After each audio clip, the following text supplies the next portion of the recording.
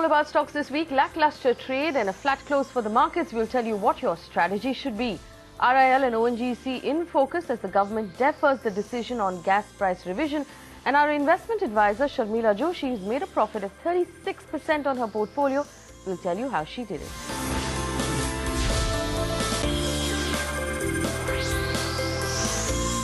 Welcome to All About Stocks. This is a show for long-term investors. Now, it seems like a bull run. Are you ready?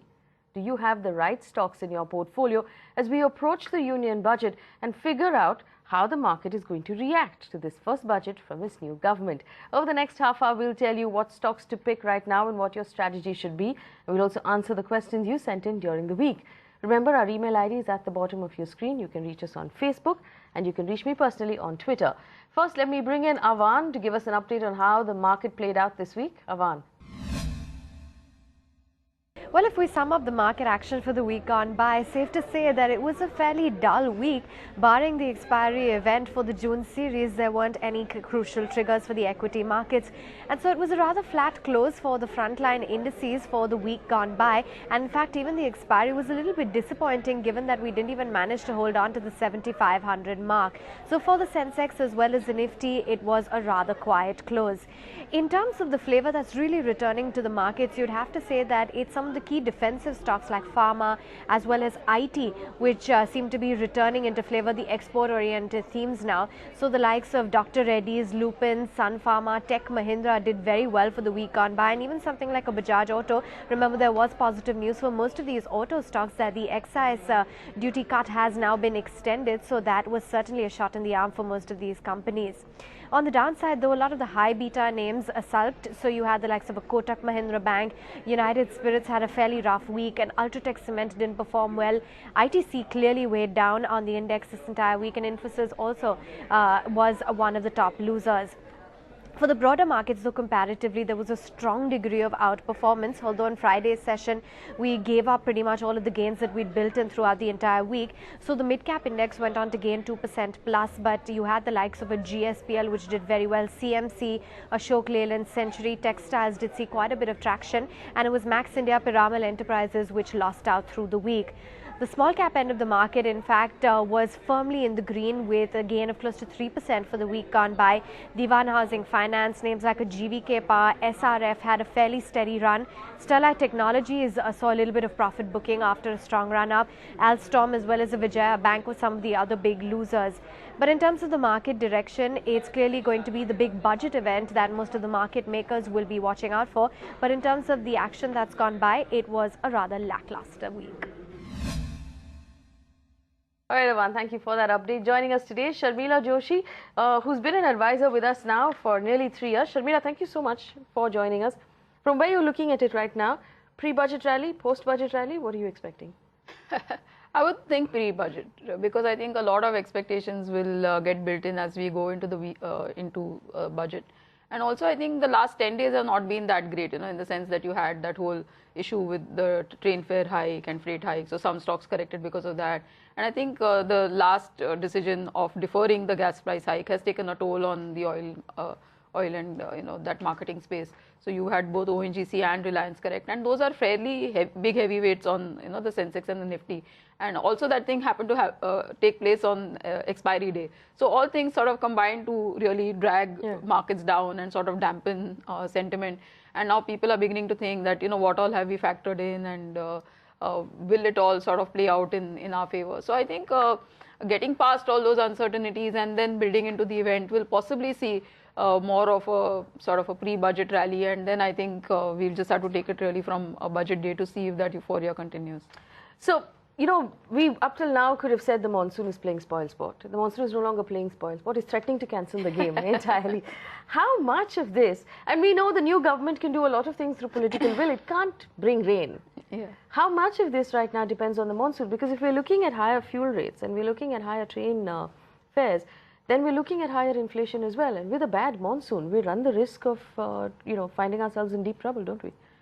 Absolutely, and I think that that's why I think that this budget is becoming a big event, because to my mind there is still enough there are enough low-hanging fruit which the government can really tackle and help to sort of sort out the problems, whether you have whether it's to do with coal mining or whether it is to do with iron ore, improving the power situation. And also it will sort of give you an outlook on how they're looking at a lot of other issues. What is their divestment program, for instance, because a lot is being built into that. What are they really doing for financial services as a whole, and therefore for really the sentiment of banks as well as that part of the market. So I think that a lot rides on the budget in that sense, and definitely I think monsoons have definitely played spoil sport this month. Let's hope we get some respite in the coming month, because I think even if in July, August you see monsoons picking up to a certain extent, then things won't look as bad as they do at this point in time. But really I think it's up to the government now really to walk the talk, so to speak, because a lot of things, all the right noises have come out of the government, whether it's the ministers, whether it's the Prime Minister's office. And he said categorically, I think in this morning's paper it was reported that we don't have the leisure of a honeymoon period, etc. So they seem to be set for action. So definitely I think they can't really delay it much beyond the budget now. So from that point of view, I think that if they manage to pull out a good budget, then you would be in a position to overlook a poor monsoon. And of course, I hope that monsoon picks up in the next 10 days or so going into the budget. But I think they can still control that. So I'm obviously going to ask you what you expect to happen in the budget, particularly with certain sectors.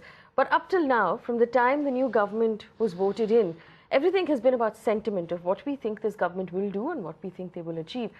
The first sort of sit-up moment was the gas price decision that they deferred for the next 3 months, when people sat up and said, this is not what we expected this government to do. A, what sort of an impact will it have on RIL and ONGC stock? And what do you think this means if we're reading into what the government has done? Well, at one level, really not too much, because they've just said that we want to defer it by 3 months. Because, I think at the end of the day, it's all very well to say that they'll come in and start taking decisions immediately. But I think there is, these issues are a lot more complicated than just raising the price. And, like you have to have a certain amount of study and, a lot of reading that goes into understanding all the implications of just increasing a price. So yes, there is a committee that's done its work, but I think the new people coming in also need some time to understand that and sort of see if it fits in with their way of thinking. Because it fit with an earlier line of thinking, it may not fit in with their line of thinking. So from that perspective, I'm okay. But I think if they defer it altogether, then I think, I would be a little, you can tinker around with the amount and you can have some new, you can say the same things differently or whatever and come up with a new formula. But essentially, I think if you get away from the fact that there is to be no hike, and we will know soon enough in the next 3 months, then I think I would be a lot more... What should we do with RIL stock in the meantime? I think RIL you can definitely hold on to. ONGC I'm a little more skeptical about. I think that you should allow it to correct and cool off a little below 400 levels before you really look at it again.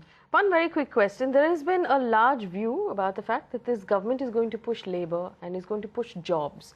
So in that sense, it's also going to push manufacturing. Do you think before the budget, whenever we get opportunities, we should be looking at manufacturing specific stocks? And if yes, which ones? No, not really. But I think maybe consumption related theme could possibly do better. I don't know, about manufacturing. I think it would also, maybe it might do better to look at some of the infrastructure play then.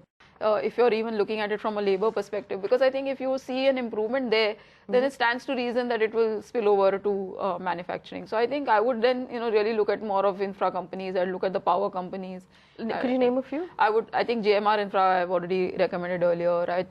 Maybe some of the road companies, maybe an IRB, maybe an IVRCL now that, problems in Andhra Pradesh are getting sorted out. So, stocks like that really before I look at manufacturing. All right, so we hope you wrote that down. We're going to take a few questions. Sachin has written in 50 shares of Sassoon Pharma at 140 rupees and 100 shares of Reliance at 1900 rupees. Should he hold on to both of those stocks? Reliance, obviously, you said hold on to. What about the other one? Only thing is his buying price is really high. I would assume that he's got some corporate benefits from that price, because I don't think that it's been at that price without corporate benefits. I think from there, that price there should have been a bonus or something. So then I think definitely it's a hold. Sassoon also is a good stock. I think only thing is that, you don't get a very comfortable feeling from the way, from the corporate governance part of Sassoon, and suddenly you see very flaky numbers. So I think that's the caveat. Otherwise, if you were to read about the kind of work that they've going on and what they've planned, then I think Sassoon seems a reasonable stock. Only they have to be able to deliver on this corporate governance front. All right, we're going to take a very quick break, but when we come back, we'll talk about Sharmila's recommendation for this week. We'll talk about Jain Irrigation. Don't go anywhere. Welcome back. You're watching All About Stocks on ET Now. Thank you so much for staying with us. Sharmila Joshi is still with us, helping us figure out a strategy for our long-term stock portfolios. All right, let's take a look at Sharmila's own report card. Now, Sharmila recommended IDFC in January this year when it was trading at about 100 rupees with a target of 140 for 1 year. Now, it's currently at 128, but it crossed that target on the 23rd of May. It's been trending downwards since then. Was that a lost opportunity? Would you recommend we hold on to the stock right now? I think there is more, but I think it will take time, and also because really one trigger that was to play out for it was the banking license, and that's sort of done with. And then now you're hearing about how they're really going to rearrange their company so that banking as an entity comes about. So you'll have to wait for that whole thing to play out. So there are a lot of positives to play out in IDFC. Their core business should start showing improvement if you're talking of being in in this entire space. And that way, if really you see a pickup in infrastructure lending, then they are the best place really to take it forward. So I think that way there are a lot of positives to play out for IDFC, but I think you need patience from here. So while it was a great stock to have gotten at 98, 100 kind of levels when we were looking at it, but now I think you'll have to be a little patient if you see, and I do definitely see it going up to maybe even 180, 190 kind of levels. All right, so hold on to IDFC, but you're going to have patience for it.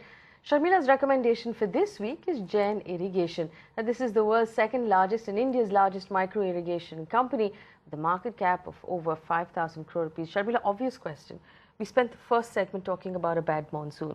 And I'm going to sit up and say, an irrigation company at a time when we're looking at a bad monsoon. How does that work?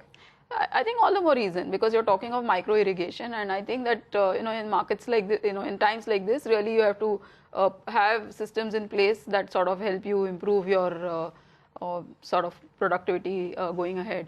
And also, I think there is a lot of focus on irrigation and agri sort of in this sort of coming budget. I expect there to be a lot more focus on that. And I think there is also increasing talk that they would try to replicate the Gujarat model on a pan-India basis.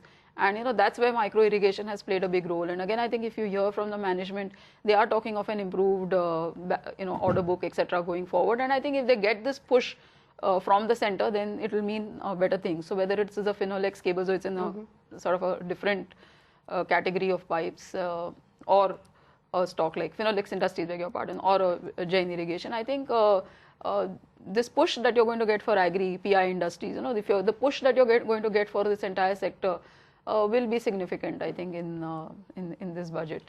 So for a push like that, if I'm getting in at this point, what sort of a time horizon should I keep in mind? Like how long term is long term here? At least a year, I think. I think a year, and I think you will see very decent returns on stocks like this, because I think they're also coming out from a sort of a trove where you saw bad earnings, very leveraged positions. Now Jain Irrigation, for instance, has sort of gotten out of businesses that they didn't want to be in, and things are beginning to look sort of okay even without like a push on the micro irrigation fund. So I think, which is why I like the stock, and I think that in a market where mid caps are going to find favor going ahead, this could be the kind of stock that you should be invested in.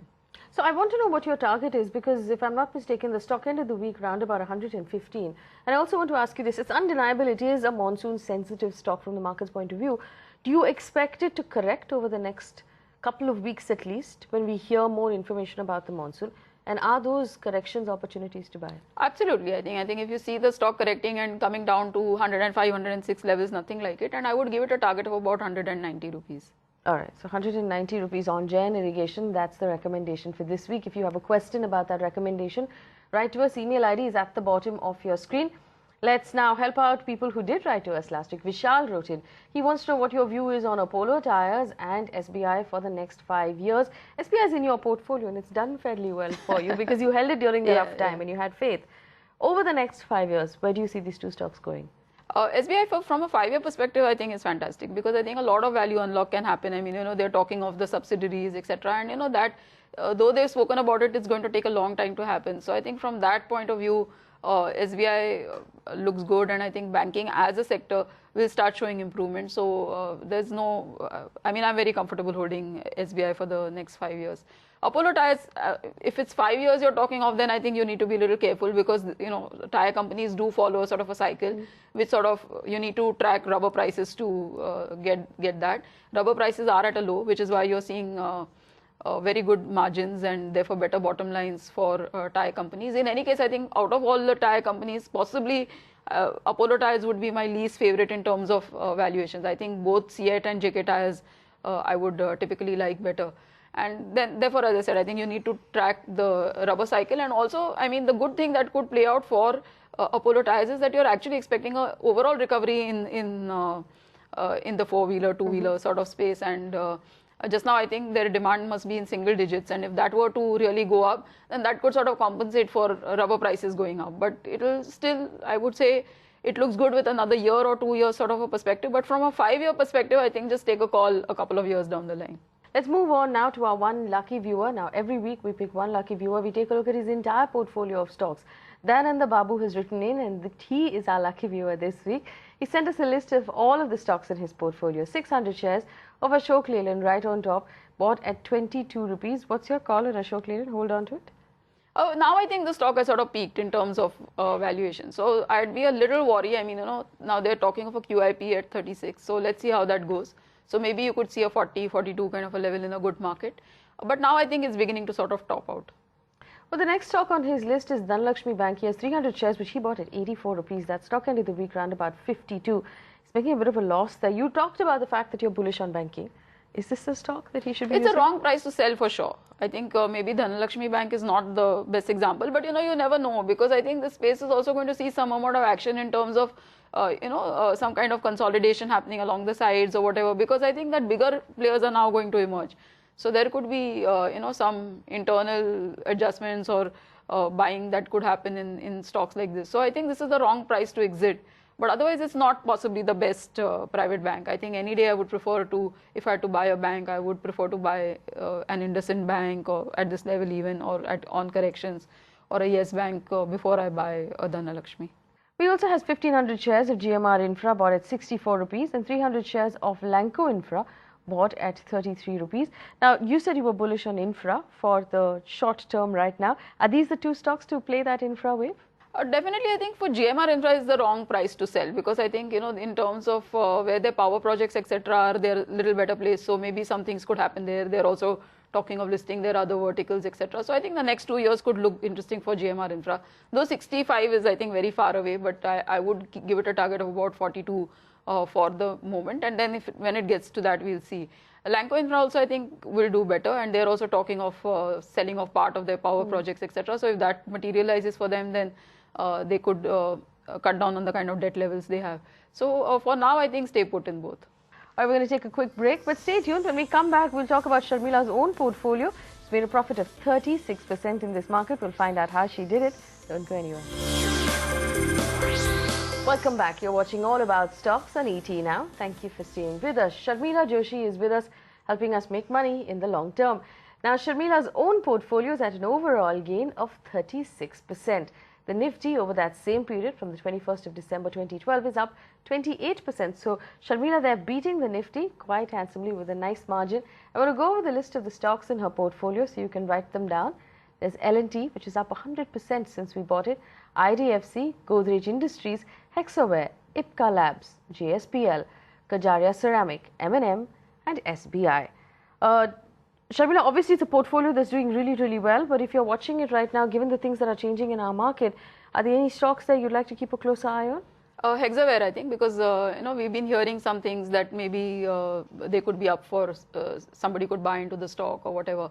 And last time I remember when Bearings bought into it, market was not too happy with the price at which the deal was done. So I'm a little worried when when you hear these stories about Hexaware. So let's see. I think on a valuation perspective, it's fine. But if the deal happens at a price cheaper than what market is expecting, then I think there could be some disappointment there. So I'm going to ask you a question that any investor will ask at this point. If we know that something like this might be on its way even, then isn't it dangerous for us to wait and watch, because we might find ourselves on the wrong side of that number? The stock might suddenly correct and we'll realize we missed an opportunity. Wouldn't it make more sense to get out of it at this point? Yeah, I think so. But I think let's hear a little more confirmation, because I don't think that these deals sort of get done in a day. So I hope we'll get enough time in between to sort of track this. And suppose the deal, if it goes through, happens at a much better price, then I think you still stand to gain. So we need to first see the price if there's a deal happening, at what it's happening. So if you get a sense of that, and it's not a bad stock. I mean, if you look at it from a valuation perspective, it's fine. So there is no worry for me from that sense. I'd be more worried if I sense that some things were not panning out. I mean, there were some corporate governance issues or something like that, and then I'd be more worried. But as things stand, I think the only concern is really the price at which the deal happens. Not so much if the deal happens even, but the price at which it happens. But the other stock we must bring up is Kajaria Ceramic. It was up 150% since when we talked about it last.